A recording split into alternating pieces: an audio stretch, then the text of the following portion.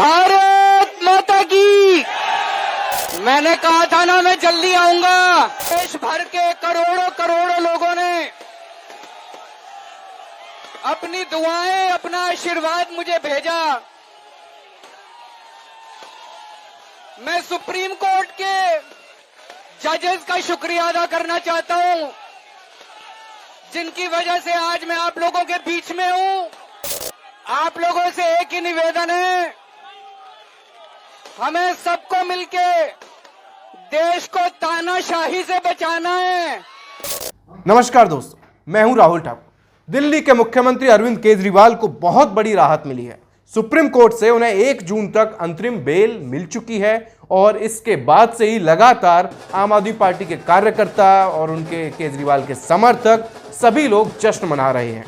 Party दफ्तर पर जश्न का माहौल है और साथ ही साथ इंडिया ब्लॉक के यानी कि जो इंडिया गठबंधन के नेता हैं उनके बीच भी खुशी का माहौल है। लगातार प्रतिक्रियाएं सामने आ रही हैं। अखिलेश यादव हो या फिर ममता बनर्जी हो, शरद पवार हो, शिवसेना हो या कांग्रेस हो, सभी दल इस पर अपनी खुशी जता रहे हैं। सुप्रीम कोर्ट के इस फैसले का स्वागत कर रहे हैं। किसने क्या कहा ये सब मैं आपको बताऊंगा।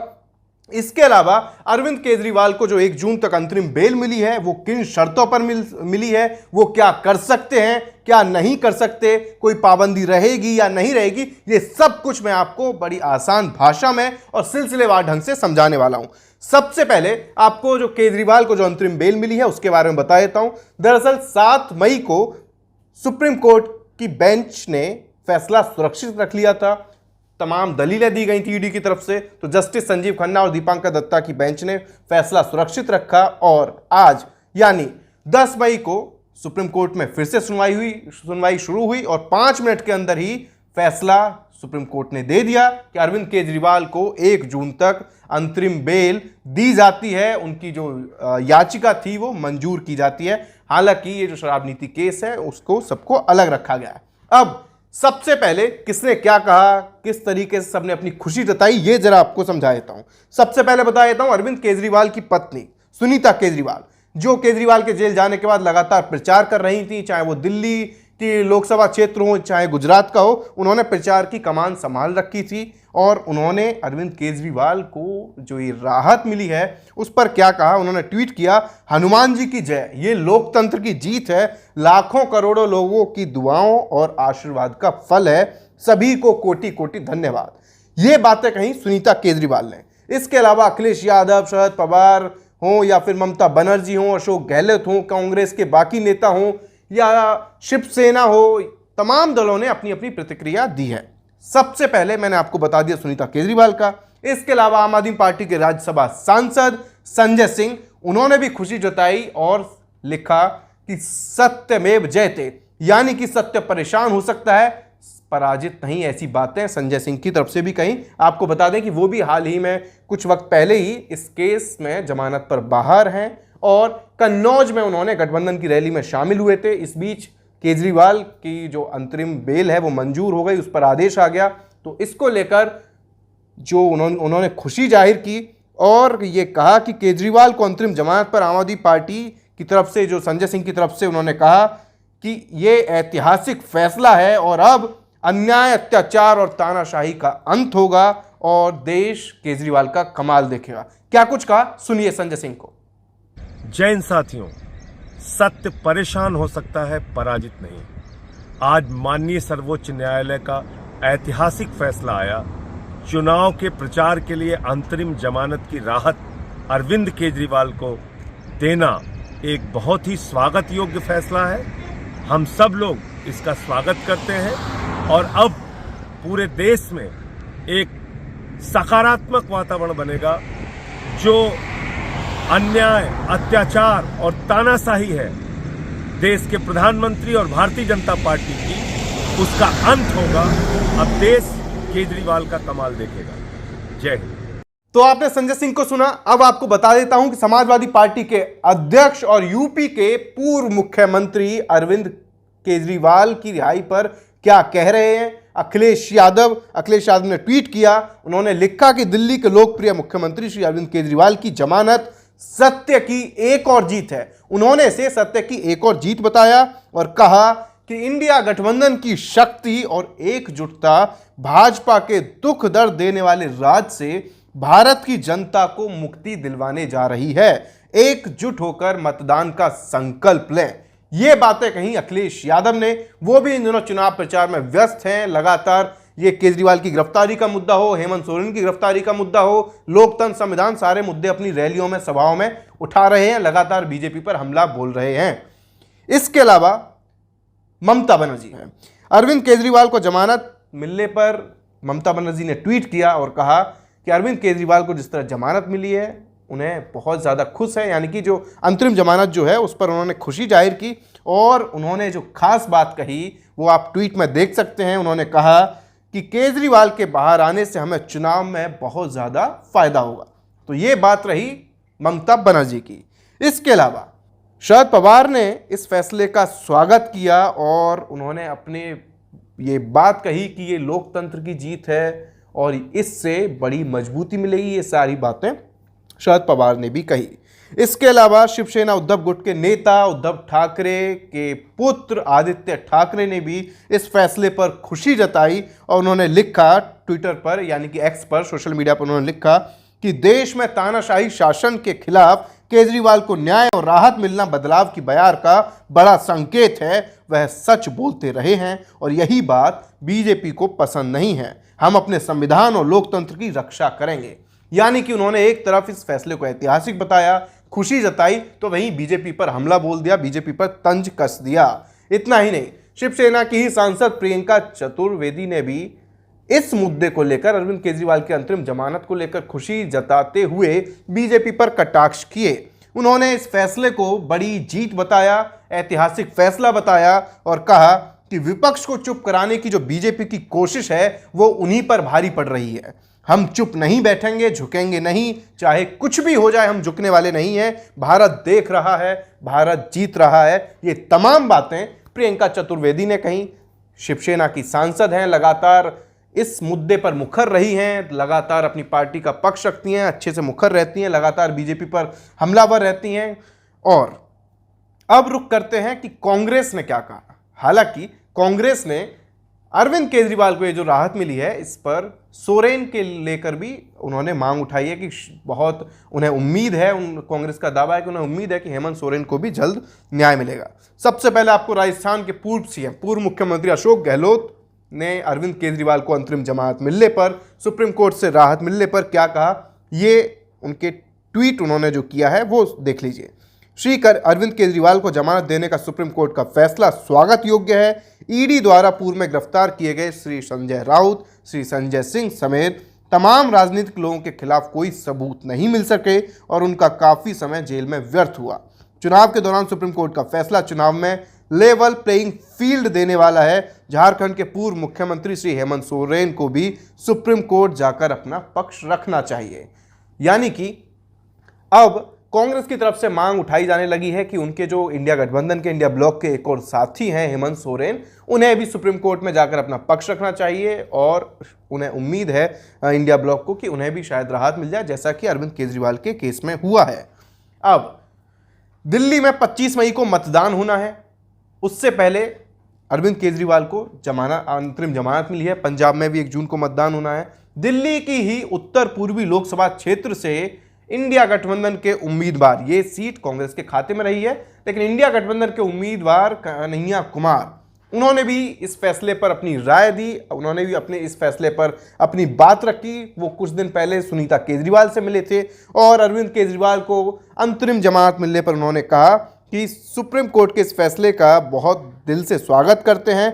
नागरिकों के संवैधानिक अधिकारों की रक्षा के लिए एक बड़ा फैसला है। इंडिया समूह का न्याय युद्ध जारी है। असली जीत 4 जून को इस संविधान विरोधी सरकार को उखाड़ कर होगी। कन्हैया कुमार ने ये बातें कही तो वहीं आम आदमी पार्टी की ही सरकार पंजाब में चल रही है, तो पंजाब के मुख्यमंत्री भगवंत मान का भी रिएक्शन सामने आया। भगवंत मान ने लिखा कि उच्चतम न्यायालय का धन्यवाद, अब हम लोकतंत्र को बचाने की लड़ाई को और शिद्दत के साथ लड़ेंगे। अरविंद केजरीवाल एक व्यक्ति नहीं, एक सोच है और अब इस सोच को और तेजी के साथ आगे लेकर बढ़ेंगे। इनकलाब जिंदाबाद। तो ये जो कहा वो भगवंत मान, हमने आपको ट्वीट दिखाया उन्होंने क्या कुछ कहा। इसके अलावा आम आदमी पार्टी के ही राज्यसभा सांसद राघव चड्ढा की भी प्रतिक्रिया सामने आई।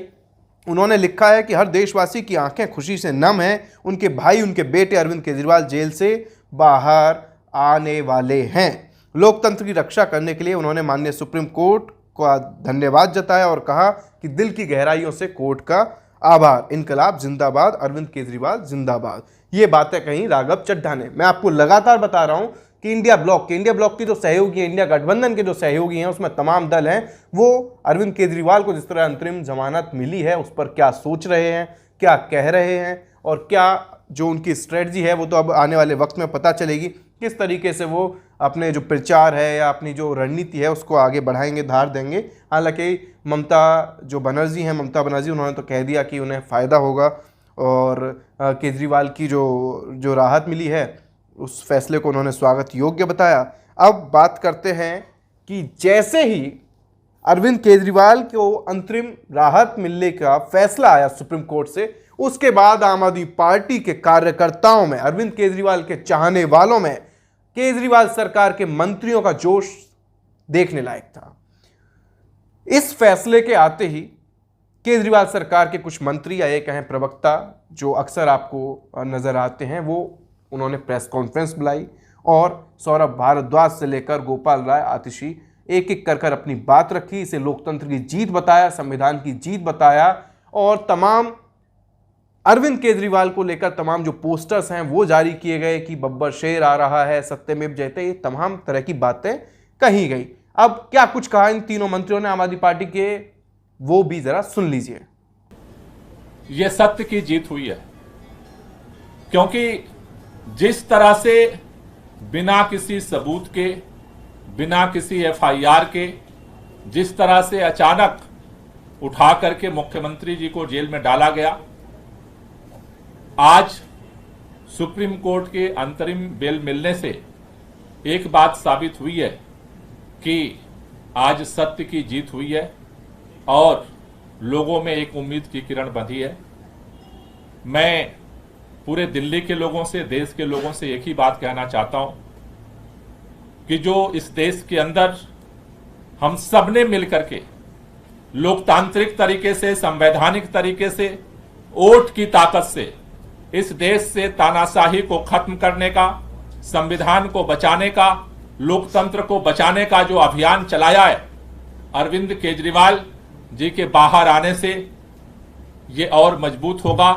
पूरा देश मिलकर के इस लड़ाई को लड़ेगा और इस देश के अंदर लोकतंत्र को और संविधान को बचा करके इस देश को और मजबूत करेगा। तो मैं पुनः सभी लोगों को बधाई भी देना चाहता हूं और खास तौर से सुप्रीम कोर्ट का धन्यवाद करना चाहता हूं। वाजपेयी जी की सरकार में मंत्री दिलीप रे कोयले घोटाले के अंदर दोषी पाए गए, सजा दी गई और दिल्ली हाई कोर्ट के अंदर उनकी सजा को स्टे किया गया और फैसले में लिखा गया क्योंकि दिलीप रे को चुनाव लड़ना है और अगर ये चुनाव नहीं लड़ेंगे तो इर्रिवर्सिबल डैमेज हो जाएगी, जो वापस नहीं लाई जा सकती डैमेज हो जाएगी।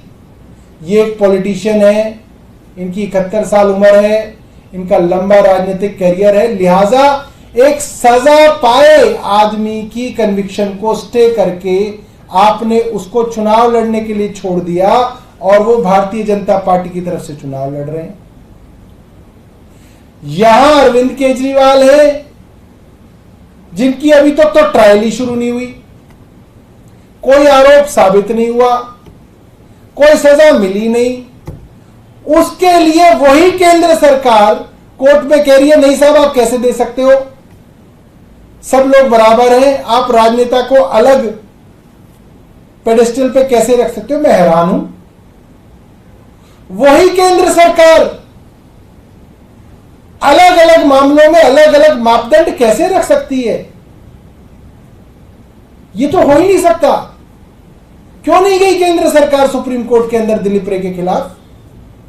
क्योंकि दिलीप रे इनके अपने आदमी है, इनको भारतीय जनता पार्टी से उन्हें चुनाव लड़ाना था, इसीलिए सजा पाए आरोप साबित हुए आदमी को भी निकाल दिया गया। तो जो दोहरे मापदंड देने के लिए ईडी कोशिश कर रही है वो आज पूरे देश के सामने ये लोग जो है एक्सपोज होते जा रहे हैं। इस फैसले से सिर्फ अरविंद केजरीवाल जी को अंतरिम जमानत नहीं मिली है, इस फैसले से सत्य की विजय हुई है, इस फैसले से लोकतंत्र की विजय हुई है, इस फैसले से देश के संविधान की विजय हुई है। हमारे देश के इतिहास में जब जब संविधान खतरे में आया है, जब जब लोकतंत्र खतरे में आया है, तो हमारे देश में सुप्रीम कोर्ट सामने आया है और लोकतंत्र की रक्षा करने में सुप्रीम कोर्ट ने एक बहुत बड़ी भूमिका निभाई है। आज भी अरविंद केजरीवाल जी को अंतरिम जमानत देकर, अरविंद केजरीवाल जी को चुनाव में प्रचार में आने के लिए जमानत जो सुप्रीम कोर्ट ने दी है, इस फैसले से लोकतंत्र की रक्षा होगी, क्योंकि इस देश में लोकतंत्र हमारे देश का सबसे बड़ा सिद्धांत है। लोकतंत्र में चुनाव, फ्री एंड फेयर इलेक्शंस हमारे संविधान की नींव है कि हर व्यक्ति को बराबरी का अधिकार है चुनने का। आज इस देश में एक तानाशाही की सरकार है, एक सरकार जो विपक्ष को खत्म करने की कोशिश कर रही है, एक सरकार जो लोकतंत्र को खत्म करने की कोशिश कर रही है, और एक सरकार जो आज देश के संविधान को खत्म करने की कोशिश कर रही है। लेकिन इस तानाशाही का अंत होगा और 2024 के ही इस चुनाव में होगा। और मैं एक बार फिर सुप्रीम कोर्ट का धन्यवाद करना चाहती हूं। तो आपने आम आदमी पार्टी के जो मंत्री थे, जो उन्होंने अपनी बात कही, उनको सुना। अब आपको सुनाते हैं कांग्रेस के मीडिया और पब्लिसिटी विभाग के चेयरमैन पवन खेड़ा ने क्या कुछ कहा। उन्होंने कहा था कि केजरीवाल के बाद उम्मीद करेंगे हेमंत सोरेन को भी न्याय मिलेगा। यानी कि जैसा मैंने आपको बताया कि कांग्रेस केजरीवाल को जो राहत मिली है, उसके साथ साथ हेमंत सोरेन को लेकर भी अब आगे बढ़ रही है, उसको लेकर भी बात कर रही है। तो पवन खेड़ा साहब ने क्या कुछ कहा, वो भी सुन लीजिए। माननीय सर्वोच्च न्यायालय द्वारा जो राहत आज श्री अरविंद केजरीवाल को मिली, हम उसका स्वागत करते हैं और उम्मीद करते हैं कि 4 जून के पश्चात प्रधानमंत्री मोदी, जो कि तब तक भूतपूर्व प्रधानमंत्री हो जाएंगे, उन्हें समय मिलेगा कि वो साबरमती आश्रम में बैठकर और थोड़ी आत्मचिंतन करें किस तरह की राजनीति वो करते हैं। हम साथ में यह भी उम्मीद करते हैं कि झारखंड के पूर्व मुख्यमंत्री श्री हेमंत सोरेन को भी शीघ्र अतिशीघ्र न्याय मिले। तो आपने सभी नेताओं को सुना, किसने क्या कुछ कहा, क्या अपनी बातें रखी किस तरीके से। लेकिन अब आपके लिए ये जानना भी जरूरी हो जाता है कि अरविंद केजरीवाल को किन शर्तों पर जमानत मिली है, वो क्या कर सकते हैं। 1 जून तक का जो वक्त है, उसमें क्या कुछ पाबंदियां रहेंगी, क्या काम वो कर सकते हैं बतौर मुख्यमंत्री, क्या नहीं कर सकते। ये सब तस्वीर भी जरा साफ कर देते हैं। दरअसल अब तक जो बात सामने आई है, उसमें केजरीवाल को 50,000 के निजी मुचलके पर जो ये राहत है वो मिली है, अंतरिम जमानत मिली है। लेकिन शर्त ये है कि अरविंद केजरीवाल मुख्यमंत्री जो हैं दिल्ली के, वो दफ्तर नहीं जाएंगे और ना ही दिल्ली सचिवालय जाने की उन्हें इजाज़त है।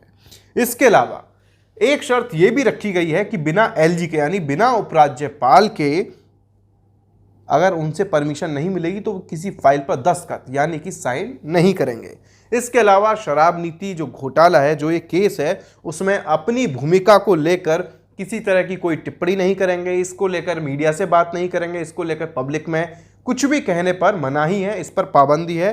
और इसके साथ साथ किसी गवाह से संपर्क भी नहीं कर सकेंगे। ये भी एक शर्त सुप्रीम कोर्ट ने अंतरिम जमानत देते वक्त अपने आदेश में रखी है और इसी के बिहाफ पर उन्हें अंतरिम जमानत दी गई है। इसके अलावा अब जरा गौर करने वाली बात यह है कि जब सुप्रीम कोर्ट में जो जस्टिस संजीव खन्ना और दीपांकर दत्ता की जो बेंच में सुनवाई चल रही थी, ईडी लगातार जमानत का विरोध कर रही थी, उधर जो एएसजी और एसजी हैं, सॉलिसिटर जनरल और एडिशनल सॉलिसिटर जनरल, उन्होंने तमाम अपने तर्क दिए और कहा कि अगर इस तरह से किसी को प्रचार करने के नाम से अगर इजाज़त मिल सकती है, जो अंतरिम जमानत है वो मिल सकती है, तो फिर तो ये एक गलत संदेश जाएगा। फिर तो कोई भी राजनेता जो जेल में बंद हैं उनकी गिरफ्तारी करना मुश्किल है, वो आएंगे और जेल आएंगे और प्रचार के नाम पर बेल पा जाएंगे। इस तरह की बातें ईडी ने जो अपनी तरफ से रखी थी, पुरजोर तरीके से विरोध किया। लेकिन सुप्रीम कोर्ट ने सवाल दाग दिए थे उल्टा ईडी पर। सुप्रीम कोर्ट ने कहा था, दोनों जो जजों की बेंच थी उन्होंने कहा कि अरविंद केजरीवाल की जो मार्च में गिरफ्तारी हुई है, क्या उससे पहले या उसके बाद नहीं हो सकती थी, प्रचार से पहले या उसके बाद, इस तरह की बातें भी कही गई। इसके अलावा खास बात यह है जो जरूरी है समझना, अंतरिम जमानत को इस केस से अलग रखा गया। बाकी जो इस केस से जुड़ी डिटेल्स हैं वो जजों ने, सुप्रीम कोर्ट की बेंच ने अपने पास मंगाई हैं। ईडी से पूरा विश्लेषण मांगा है, अब तक आपने इस केस में क्या मतलब कितनी कुर्की की, क्या कार्रवाई की, इतना वक्त क्यों लगा, पूरी डिटेल्स जजों ने अपने पास मंगाई हैं। जस्टिस संजीव खन्ना और जस्टिस दीपांकर दत्ता ने यह भी कहा जब 7 मई को सुनवाई हुई थी, जिस दिन फैसला रिजर्व रखा था, कि केजरीवाल कोई आदतन अपराधी नहीं है, निर्वाचित मुख्यमंत्री हैं, चुनाव 5 साल बाद होते हैं, ये कोई फसल नहीं है कि 6 महीने में दोबारा आएगी, या इस तरह की बातें जो थी वो कही गई थी। इसके अलावा सुप्रीम कोर्ट ने इसे एक अभूतपूर्व परिस्थिति बताया था और कहा था कि प्रचार के वक्त एक सिटिंग सीएम और ऐसे उन्हें जेल में बंद रखना, मतलब इस तरह की जो बातें थी वो कही गई थी लगातार। इसको लेकर ईडी ने भी विरोध किया। अगर चुनाव नहीं चल रहे होते तो अंतरिम जमानत का सवाल ही नहीं उठता था, ये बात सुप्रीम कोर्ट ने साफ कर दी थी। जब सुनवाई हुई थी, ईडी लगातार विरोध कर रही थी, तो सुप्रीम कोर्ट ने कह दिया अगर चुनाव नहीं होता तो हम अंतरिम जमानत नहीं देते।